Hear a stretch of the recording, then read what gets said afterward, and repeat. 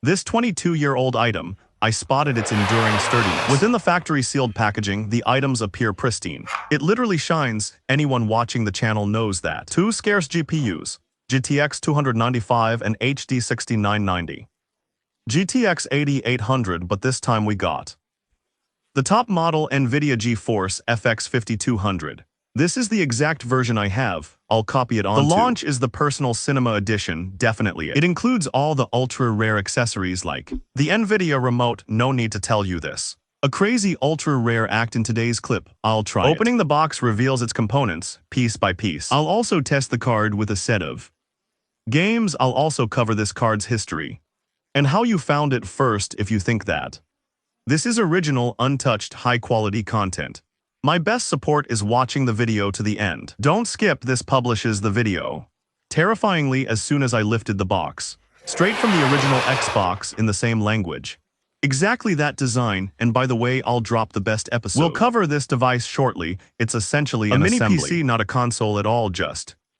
Imagine, dear viewer, this box is a year old. 2003, NVIDIA's logo returns with personal cinema. NVIDIA GeForce FX 5200 AG Edition. PXDHO accelerated graphics support. This means the card doesn't contain the usual BCI port I'll also talk about. It also comes with 128 MB of memory. From the DR1, flipping the box reveals a few. The card specs are revealed when the box is opened. Another box, download the XFX logo again. A third box below contains first accessory, a remote. The controls are seriously awesome, especially the logo. NVIDIA needs a quad battery to work. This remote can control its movement. Pair the mouse through this device or the disc also features mouse buttons. Assign other button functions like recording, audio media and the like, but to run this, we just need software or drivers. Unfortunately, it's an old version, only on Windows XP. I know your question, dear viewer, how can it runs on a PC? The solution is simple. All you need is this receiver. Simple, and thankfully it works with any USB cable. It's also normal to have brochures. Each product's instructions also include a DC converter. Either way, but for me it's better. Use a D cable for any live stream. It's a top choice. These standout cables I found. The graphics card side uses an S cable adapter. Video, but on the other side we have cables. A colored RCI can be theoretically assembled. The card works on any old CRT TV without any issues. If I find an old TV, I'll give this a try. The experiment is coming soon. The most important part of this story. The graphics card itself is appealing because brand new with the plastic cover still on. The card looks ordinary just like all the old cards, or most of them arrived in this form, an R port. We also have an audio port, an additional port inside. Video, finally, the DVI port on any GPU. A very simple tiny form fan heatsink. A modest size, no more than 6 cm, but it's sufficient. This card, even though its TDP isn't known, especially on the Take Power Up site, but it won't exceed. It dropped to 25 watts in the worst case. I tweaked it and checked the GPU. Honestly, just seeing an old GPU gives me a feeling. Relax and notice how much dust there is. It's small and the thermal paste has hardened. Likely unchanged since 2003. All this just to look at this gorgeous woman. Slide 435 is up now. The card is built on Rankin architecture, precisely engineered. A massive 150. Yes, as you heard, a speed of 150 nanometers. Base 250 megahertz with 128 MB of memory. Megas are the worst in this type of card. You only need boards or devices. The very old ones with an accelerated port. Graphics Sport or IGP from the 7th. Impossible to install on modern boards. That comes via a PCIe slot we need. Very old boards, and luckily I have one. From these old boards, note the method. Installing it on the board is pure fun. Explore this card in a realistic scenario. I brought an old legendary collection. A retro set from 2003. It's fully compatible with this card, absolutely. I'll soon release a huge video to compile it. 2003, but now let's stick with the richness. I've tried it. It bundles a massive game library. I'll also share some memories with the old one. Games, don't forget to like and subscribe. Get all the legendary videos, Barak Ray 1. It's a game from the card era yet. It's truly a graphics masterpiece. Honestly, this graphic is over 21 years old. It truly has been worthy of respect so far. He kept many damaged discs, of course. One of these required tablets. Its operation was very modest, even with all that. A true test for this card.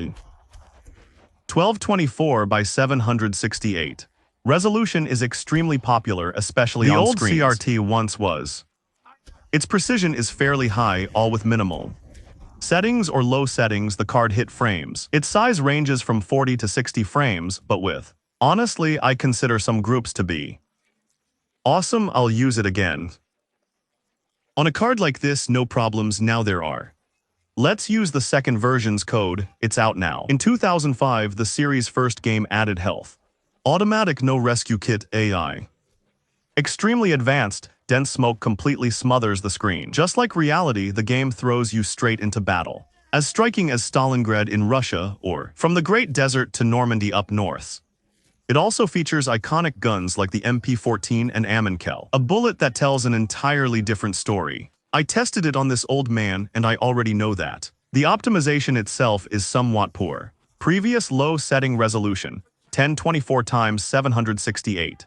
Our friend posted a modest performance, with frame counts from 20 to 30 frames, the worst of each. Here are some drifts as they were.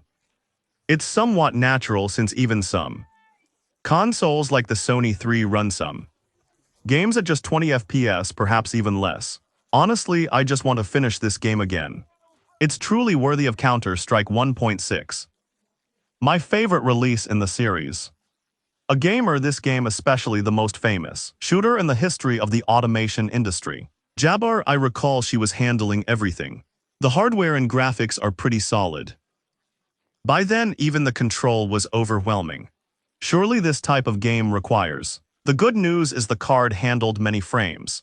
Providing over 200 frames, frankly, is an issue. Phenomenal delivers a massive rush, price of my bundle. For example, over $4,000, but only $200 A frame realized. with a card like this gives a dopamine boost. It's amazing, I swear, just listen to this. The sound.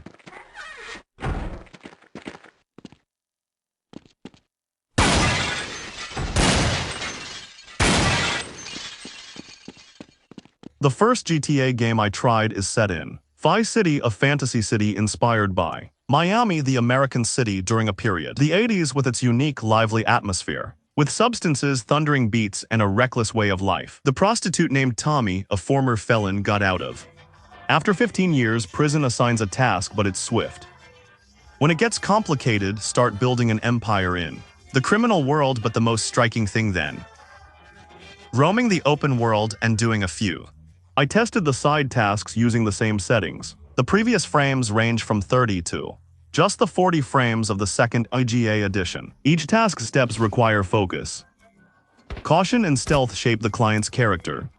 Secret Agent Davy Jones infiltrates the enemy base. A fully stealthy game, specifically from Omar Alcar. In 2003, I tried it at 768 x 1024. The lowest average frame settings were at. In the 40s, the frames kept dropping. Often it goes into the late 20s, but honestly, I struggled a lot. The control is really poor, especially. The mouse moves slowly and oddly, throwing off the aim. Practically impossible, even when sensitivity is adjusted. The feeling was honestly so annoying that I'm not ready. I'll repeat the experiment again just for Need for Speed Most Wanted 2005, the best game. A race I've never tried, packed with chases, excitement and mental pressure, even though the visuals. It dates back to 2005, yet has a distinctive character. Completely different, honestly, they've nailed every standard. I tried it with the same previous settings, medium. Frames 20 to 25 are correct. It's playable, but the experience is poor. It's a relatively new game on this list. Even though it was released in 2005, its age is about 20 years, probably older than you, my dear. This second version seen is one of the greatest games in history by consensus. Users experience realistic physics. Highly advanced and powerful, even surpassing games. Its release today features a non-traditional narrative style. The scenes were dull and the performance went like this. The variation roughly ranges between 24 frames, up to 40 frames for tight spots. On the map or in closed areas, it gives results. I prefer open shots or effects. Strong like a fight, the card launches its attack. Briefly, even though the card is very old. Also, the game is considered old and ran in a. It's decent with a lingering mysterious ambience that adds flavor. A truly unique Saladin, the first edition. One of the most fun strategy games. It debuted in the early 2000s, if not earlier. Enjoy building your castle, gathering resources, and fortifying. The walls confront enemy armies head-on. It was a fun classic, not just a fight but also economic planning, business administration, collection. Money Iron Bread shares soaring overhead. The walls and everything else, a truly beautiful atmosphere. Enjoyable Arabic music and sounds that evoke a feeling. It feels like you're really inside a Crusades campaign. Whether you play it in story or combat mode, Al-Hurra truly remains a massive experience by any measure. Sure, the card delivered a fun performance because it's a low-key game. This will do. In today's video, God willing, I'll upload it. Coming soon, the full powerful retro setup returns. For 2003 with Windows XP if you liked it. Like and subscribe, that's it from us. Your friend Miftah, peace and God's mercy be upon you. The Most High and his blessings too.